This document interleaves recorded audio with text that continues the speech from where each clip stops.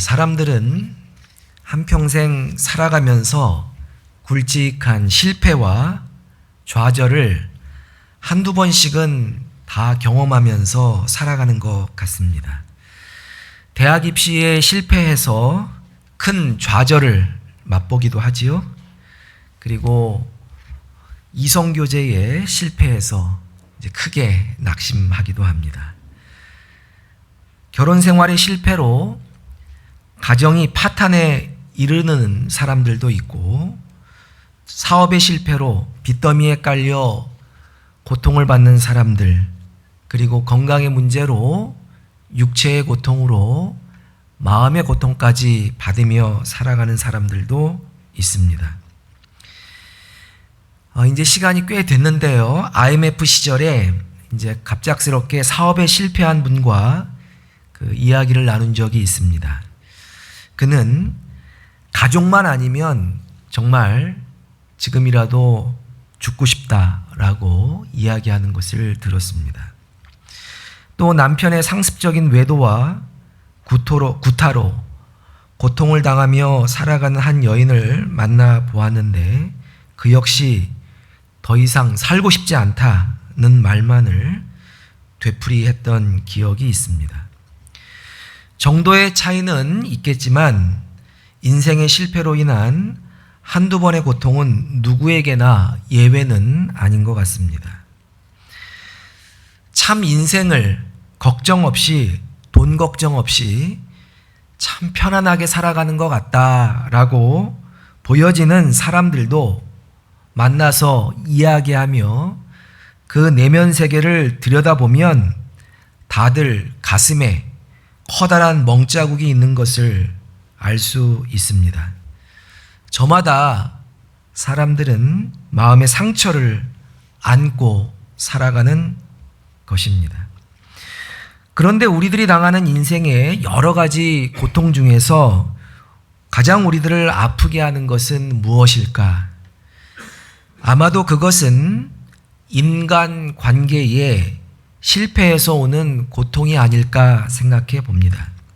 사랑하는 사람들, 믿었던 사람들이 자기 자신을 배신하고 떠나갈 때 우리들은 인생의 깊은 좌절을 경험하게 됩니다. 자, 그렇다면 누구에게 배신을 당할 때, 거부를 당할 때 제일 마음이 아프고 분할 것 같습니까? 자, 멀리 있는 사람보다는 가까운 사람들에게 당했을 때에 더욱 아프고 마음이 분하지 않을까 생각이 듭니다. 저는 아직 경험이 없어서 잘 모르겠는데 인생을 저보다 조금 더 사신 분들의 이야기를 들어보면 자식들한테 당했을 때가 제일 가슴이 아프고 못 견디겠다라는 이야기를 하는 것을 들었습니다. 자, 정말 깊이 생각해 보면 그 말이 맞지 않는가라는 생각도 해보게 됩니다. 자기 아내나 남편, 배우자가 못된 짓을 하면 돌아다니면서 다른 사람들에게 흉이라도 보고 또 이제 극한 상황에 처하게 되면 이혼이라도 할 것 같은데 자식은 욕할 수도 없고 안 볼 수도 없기 때문에 그러합니다. 이제 부모님의 마음은 다 한결같은 것 같습니다. 부모에게 욕을 하고 부모를 때리는, 부모를 치는 자식이라 할지라도, 심지어 사람을 죽이는 자식이라 할지라도 부모는 자식을 욕하지 못하기 때문에 그러합니다. 그렇기 때문에 부모의 속이 타고 가슴에 커다란 멍이 드는 것입니다. 오늘 우리가 함께 읽은 시편 3편의 배경에는 부모의 이런 고통스러운 감정이 잘 깔려져 있습니다. 다윗이 그 아들 압살롬을 피할 때 지은 시라는 제목에서 짐작할 수 있듯이 자식에게 철저하게 배신당한 아버지의 고통스러운 감정이 이 시에 잘 나타나 있기 때문에 그러합니다. 자, 그러면 본문 1절, 2절 말씀을 우리 다 같이 읽어보겠습니다. 시편 3편 1절 2절 말씀입니다. 시작. 여호와여, 나의 대적이 어찌 그리 많은지요. 일어나 나를 치는 자가 많으니이다. 많은 사람이 나를 대적하여 말하기를 그는 하나님께 구원을 받지 못한다 하나이다 셀라. 자, 여호와여 라는 부름으로 탄원을 시작하는 시인은 나의 대적이 어찌 그리 많은지요. 나를 치는 자가 많으니이다. 많은 사람이 말하기를 이라는 표현에서 볼 수 있듯이 이 많다라고 하는 단어를 3번이나 한 절에서 반복해서 사용하고 있죠. 이처럼 다윗이 자기 자신이 처한 상황이 매우 심각하다라고 하는 것을 하나님 앞에 호소, 탄원하고 있는 것입니다. 이 시의 배경이 되는 사건은 사무엘하 15장부터 19장 사이에 기록되어 있는데 우리는 이 말씀을 통해서 그의 대적이 누구인지 그리고 그가 어떠한 위험에 처해 있는지 비교적 소상하게 알 수가 있습니다. 평소에 아버지에게 불만이 있었던 압살롬이라는 아버지의 사랑을 많이 받았던 아들이 있었어요. 그런데 이 압살롬이 아버지의 왕권을 빼앗기 위해서 헤브론, 예루살렘의 남쪽이죠. 헤브론에서 반란을 일으킵니다. 4년이라는 매우 긴 시간 동안 철저하게 준비되었던 반란이었기 때문에 이 반란의 여파는 매우 급속하게 확산되었고 여기에다가 다윗과 평생을 동거동락했던 핵심 부하 참모가 있었는데요. 그 사람 이름이 아히도벨이라는 사람이 있었어요. 아히도벨이라는 사람도 누구의 편에 가담하게 되느냐? 이 반란군 압살롬 편에 가담하게 됩니다. 그러니까 사태가 걷잡을 수 없이 매우 심각한 지경에 이르게 된 것입니다. 사무엘하 15장 12절 말씀에 보면 반역하는 일이 커가매 압살롬에게 돌아오는 백성이 많아졌다라고 기록하고 있습니다. 사태의 심각성을 알게 된 다윗은 자신의 신복들과 함께 예루살렘 성을 매우 황급하게 빠져나오게 됩니다. 그리고 이때의 상황을 사무엘하 15장 30절은 이렇게 증언하고 있습니다. 다윗이 감람산 길로 올라갈 때에 그의 머리를 그가 가리고 맨발로 울며 가고 그와 함께 가는 모든 백성들도 각각 자기의 머리를 가리고 울며 올라가니. 자, 여러 아들 중에서 자신이 가장 사랑했던 아들이 자기를 죽이려고 하고 있습니다. 자신이 직접 키웠고 평생을 동고동락했던 참모가 등을 돌렸습니다. 사울은 천천히요, 다윗은 만만이다 라고 외쳤던 백성들은 자신에게 돌을 던지면서 손가락질을 하고 있습니다. 다윗은 지금 감당하기 어려운 아주 심각한 아픔을 겪고 있었던 것입니다. 그런데 사람이 아무리 어려운 상황 가운데 있더라도 자신이 옳다, 내가 옳다라고 하는 확신만 있으면 나름대로 정신 승리라도 할 수 있을 것입니다. 내가 당하는 모든 고통은 의를 위해서 핍박을 받고 있는 것이다 라고 생각하면 자위가 되고 스스로 위안이 되기 때문입니다. 그러나 다윗에게는 이러한 확신도 없었습니다. 왜냐하면 다윗에게는 이전에 바세바 간음이라는 명백한 죄가 있었고 또 이에 따른 이 우리아의 아내를 간음하는 그 바세바의 아내 남편 우리아를 간접적 살인하는 명백한 죄가 있었기 때문에 그러합니다. 하나님은 이 죄에 대한 책임을 선지자 나단을 통해서 반드시 물으실 거라고 명백하게 말씀하셨어요. 너희 집안에 피가 그치지 않을 것이라고 말씀해 주셨기 때문에 그러합니다. 여기에 다윗의 비참한 실존이 있습니다. 지금 수많은 원수들 앞에 서 있습니다. 이런 자들이 있어도 죄가 없으면 떳떳하겠는데 만천하에 드러난 자기 자신의 범죄로 말미암아 그럴 수가 없었습니다. 얼굴을 들 수 없었던 것입니다.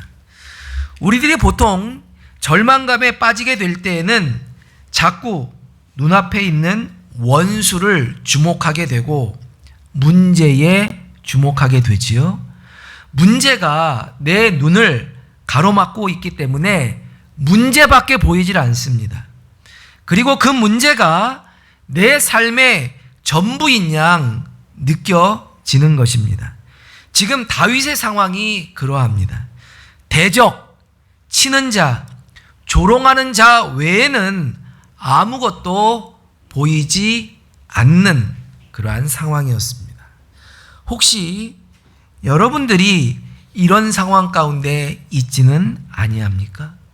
당면한 문제들이 너무 커 보이고 모든 문제의 책임이 나한테 있는 것 같아서 아무것도 할 수 없을 것 같은 절망적인 상황 가운데 있지는 아니합니까? 자, 이럴 때 우리는 무엇을 해야 합니까? 어떻게 해야 하는 것입니까? 깊은 외로움을 겪고 있을 때, 사랑하는 사람에게 배반을 당하는 아픔을 겪고 있을 때, 거기에다가 과거에 저지른 죄악의 대가로 사람들의 조롱거리가 되어버렸을 때에 우리들은 무엇을 해야 하는 것입니까? 자포자기해야 하는 것입니까? 자, 이때 하나님의 사람 다윗이 했던 일은 무엇일까요? 우리 3절 말씀을 다 같이 읽어보겠습니다. 3절 시작. 여호와여 주는 나의 방패시여 나의 영광이시여 나의 머리를 드시는 자이시니이다.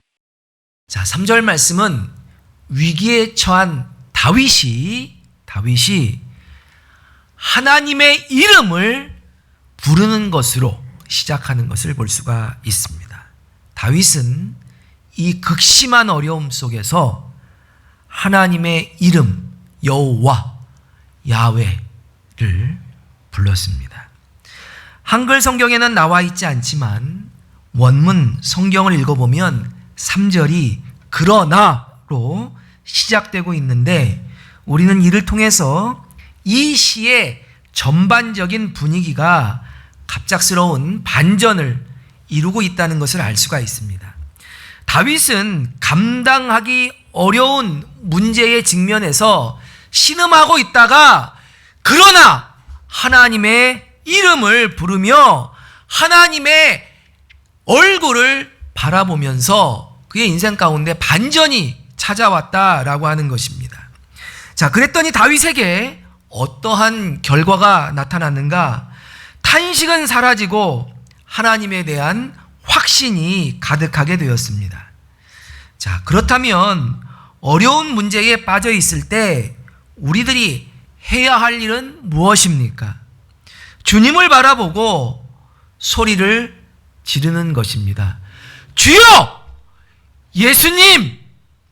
하고 소리를 지르는 것입니다. 주여! 도와주세요! 주님! 도와주세요! 부르짖는 것입니다. 사도행전 2장 21절을 보면 누구든지 주의 이름을 부르는 자는 구원을 얻을 것이라고 말씀하셨습니다. 성도의 특권이 무엇입니까? 어려움에 처해 있을 때에 우리 아버지 되신 주님의 이름을 부르시는 것인 줄 믿으시길 주님의 이름으로 축원합니다. 부를 이름이 있다는 거예요. 어려울 때에 부를 이름이 있다는 이 놀라운 축복이 있음을 믿으시길 주님의 이름으로 축원합니다.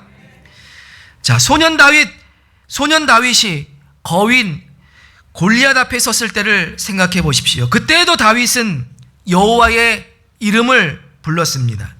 사무엘상 17장 45절 말씀을 보면 너는 칼과 단창으로 내게 오거니와 나는 만군의 여호와의 이름으로 내게 가노라 라고 말하고 있습니다. 다윗이 골리앗을 이길 수 있었던 능력이 어디에 있었습니까? 돌멩이에 있었습니까? 아니면 돌멩이를 정확하게 골리앗의 이마에 맞출 수 있었던 탁월한 제구력에 있었습니까? 아니지요. 다윗의 능력은 철저하게 어디에 있었다? 여호와의 이름에 있었던 것입니다. 우리도 마찬가지입니다. 신앙생활을 하면서 골리앗 같은 거대한 문제에 직면할 때가 많이 있습니다. 그때마다 우리가 해야 할 일은 무엇입니까? 세상의 다른 종교나 미신처럼 기나긴 주문을 외워야 하는 것입니까? 아니지요. 아니에요. 여호와의 이름을, 그분의 이름을, 주님을 부르며 그분을 바라보면 되는 것입니다. 믿습니까? 베드로와 요한이 성전 미문에 앉아 구걸하던 안진뱅이를 일으켰던 능력이 어디에서 온 것입니까? 그것도 나사렛 예수 그리스도의 이름이었습니다. 아버지를 모시고 하나님을 아버지로 모시고 살아가는 우리들이 어찌 고아처럼 아버지의 이름도 부르지 못하고 살아간단 말입니까? 왜 벙어리처럼 입을 다문 채 절망 가운데에서 탄식만 하며 살아가야 한다는 말입니까? 신구약 성경 전체를 볼 때에 어려움 가운데 처해 있는 하나님의 자녀들, 하나님의 백성들이 일관되게 하나님께서 그 사람들에게 말씀하시는 바가 있어요. 그것은 무엇입니까?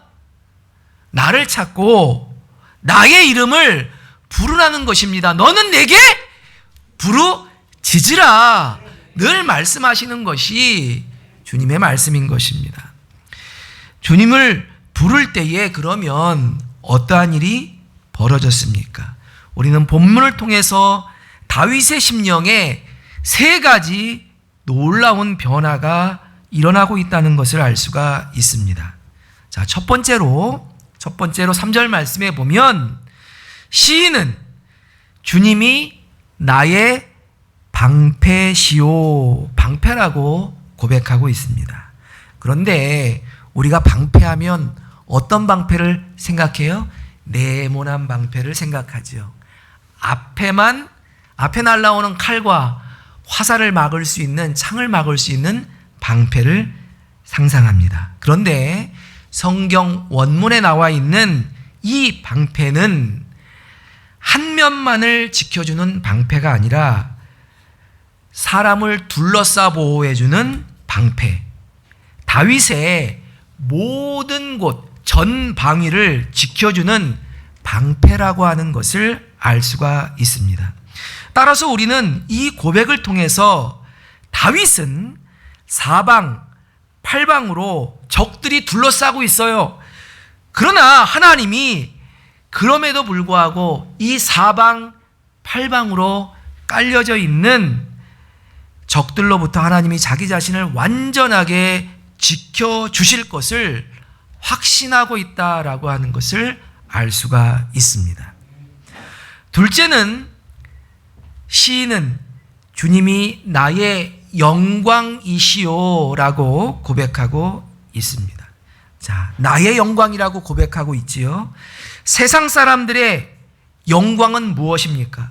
세상 사람들이 영광으로 생각하는 것은 도대체 무엇입니까?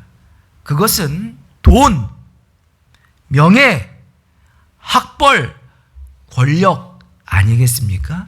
이런 것들이 나에게 있으면 내가 영광스럽다라고 생각하겠지요. 자, 그러나 이 모든 것을 과거에 다 가졌던 다윗이에요. 그런데 인생의 막다른 골목에서 이 모든 것을 잃어버린 다윗이 돈도 명예도 그리고 권력도 잃어버린 다윗이 주님의 이름을 부르며 깨달은 것이 무엇입니까? 그것은 여호와 하나님만이 나의 무엇이 되신다? 영광이 되신다 라고 하는 것을 고백하고 있다는 것입니다. 자, 셋째로 시인은 주님이 어떤 분이다? 나의 머리를 드시는 분이다. 나의 머리를 드시는 자라고 고백하고 있습니다. 자, 머리를 든다, 머리를 들게 한다라고 하는 것은 법적인 개념이에요. 법적인 개념. 그래서 고소를 당했던 사람이 법적으로 너는 무죄야, 당신은 무죄야 라고 무죄 선고, 무죄 판결을 받았을 때에 머리를 들다라고 하는 그러한 표현을 쓸 수 있다는 것입니다. 앞서 말씀드린 바와 같이 다윗은 성을 빠져나올 때 머리를 가린 채 맨발로 울며 나올 수밖에 없었습니다. 머리를 들 수가 없었어요. 죄인의 신분으로 다른 사람의 정죄를 받으며 고개를 숙이며 얼굴을 가리며 나올 수밖에 없었습니다. 다윗의 권위와 명예는 이스라엘 백성들 앞에서 더 이상 내려갈 곳이, 추락할 곳이 없을 만큼 떨어지고 말았습니다. 그런데 다윗은 하나님께서 내 머리를 들게 하실 것이라고, 내 머리를 드시는 자라고 고백하고 있습니다. 다시 말해서 하나님께서 자기의 명예를 이스라엘 백성들 앞에서 완전히 회복시켜 주실 것을 확신하고 있다는 것입니다. 그리고 다윗의 이러한 확신은 과거 경험의 회상을 통해, 과거의 경험을 통해 더욱 분명한 것이 되고 있습니다. 계속해서 4절 말씀을 함께 읽어보겠습니다. 4절 말씀입니다. 시작.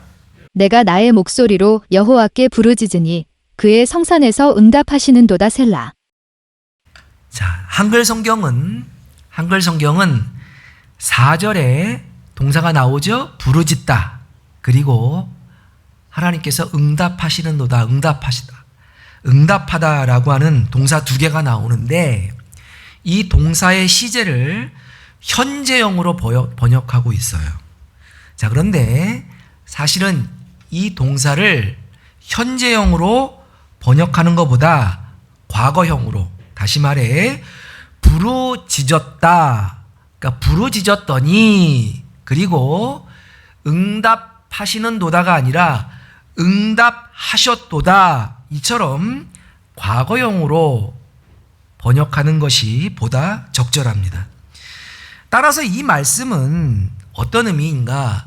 자신이 과거에 어려움에 처했을 때에 하나님께 부르짖었더니 그때마다 하나님께서 자신에게 어김없이 응답해 주셨다라는 의미를 가지고 있습니다. 다윗이 오늘 이 부르짖음, 여호와의 이름을 부르는 그 일을 통해서 깨닫게 된 것은, 아하, 과거에도 이것만큼, 아니 이것보다 더 어려운 그러한 상황에 처해져 있었지. 그런데 그때 내가 하나님 앞에 부르짖었을 때에도 하나님이 그 부르짖음에 과거에도 성실하게 응답해 주셨다라고 하는 것을 어떻게 해요? 다시 기억하게 된 것입니다. 믿음 생활을 잘한다는 것이 무엇일까요? 저는 과거를 잘 해석하고 미래에 대한 분명한 비전을 갖는 것이다 라고 생각합니다. 자, 우리가 어떨 때에 영적 침체에 빠지게 됩니까? 자기 자신에게 일어난 일들, 여러 가지 일들이 도무지 해석이 안 돼요. 이해가 안 돼. 왜 나한테 이런 일이 일어나지? 이해가 안 되는 거예요. 그리고 내가 앞으로 어떻게 해야 할지, 무엇을 해야 할지 미래에 대한 아무런 확신도 생기질 않아 답답함 가운데 처해져 있을 때에 우리는 영적 침체에 빠지게 됩니다.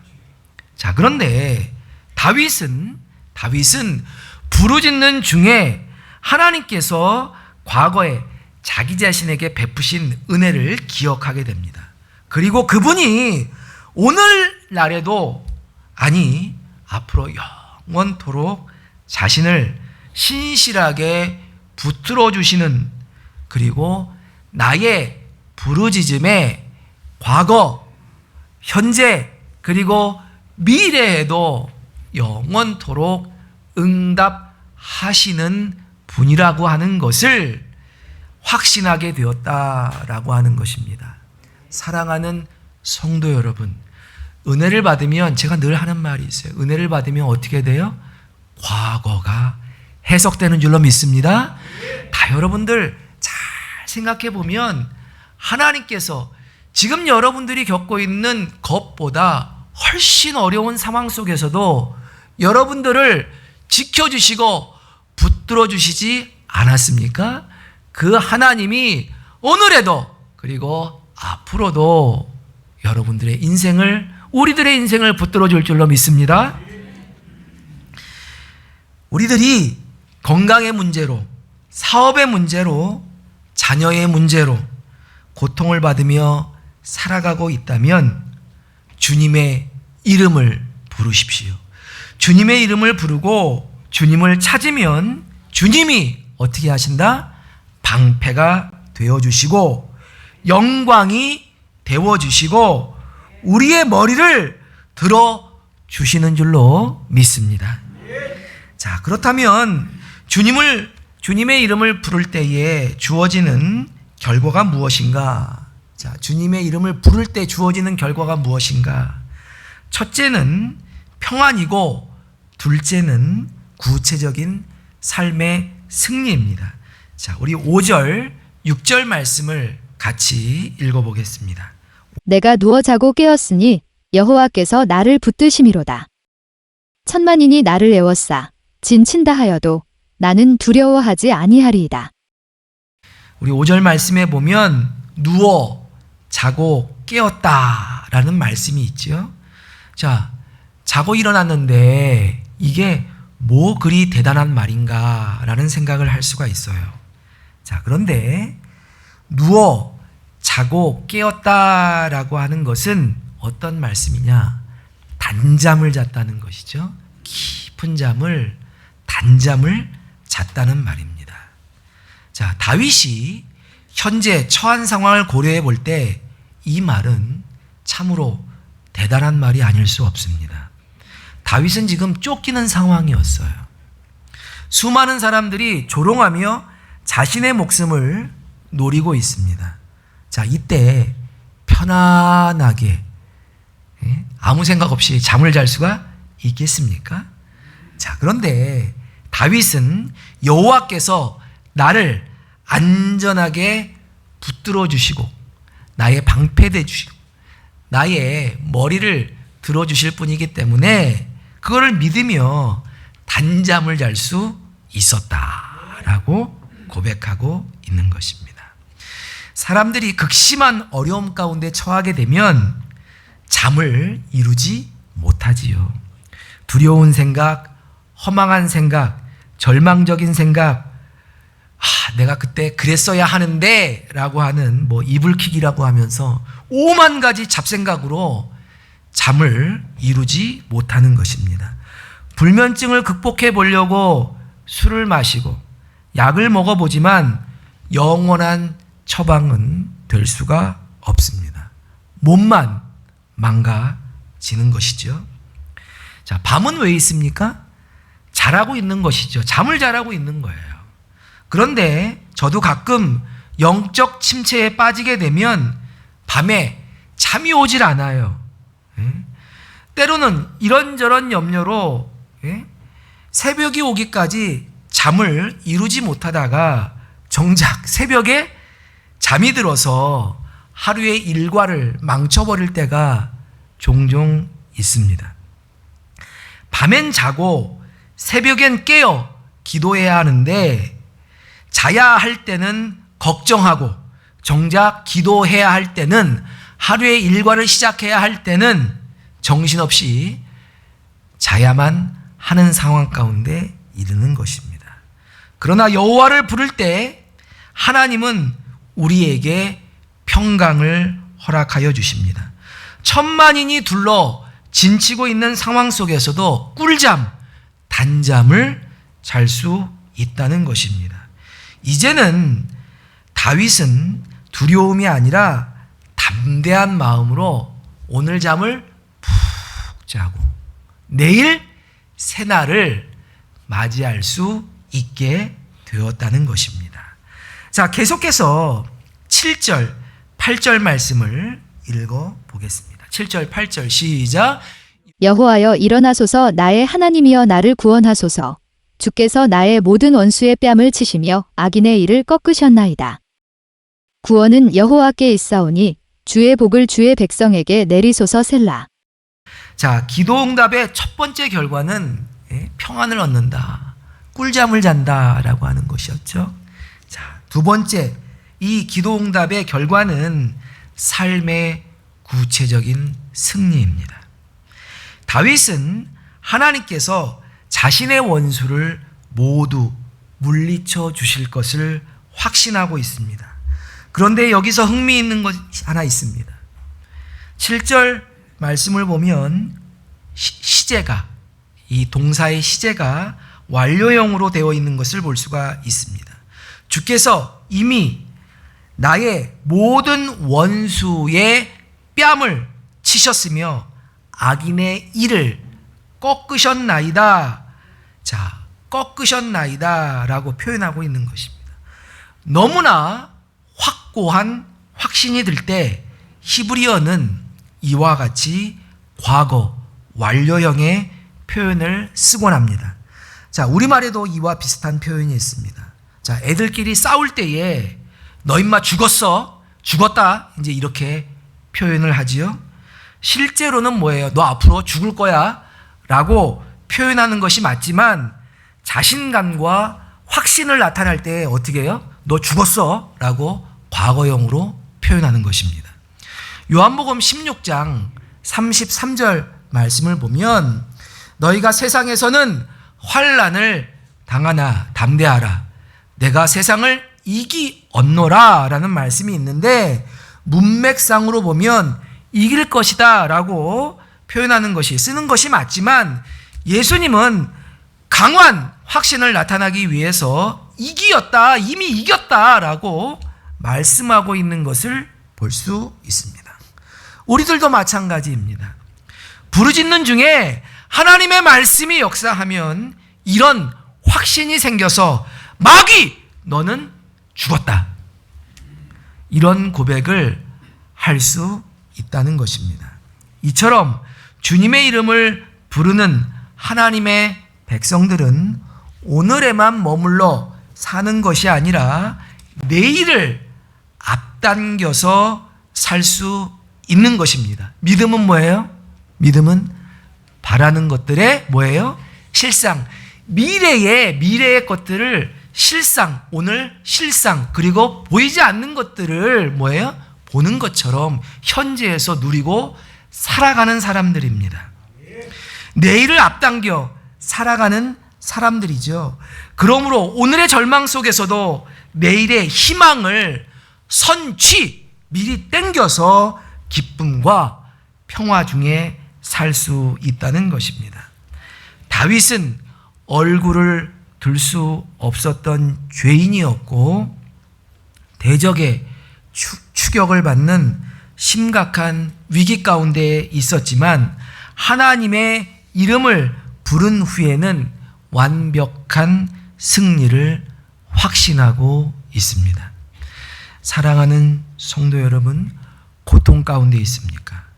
사람에게는 아무런 해결책이 없습니다. 우리 이정모 목사님 위대하죠?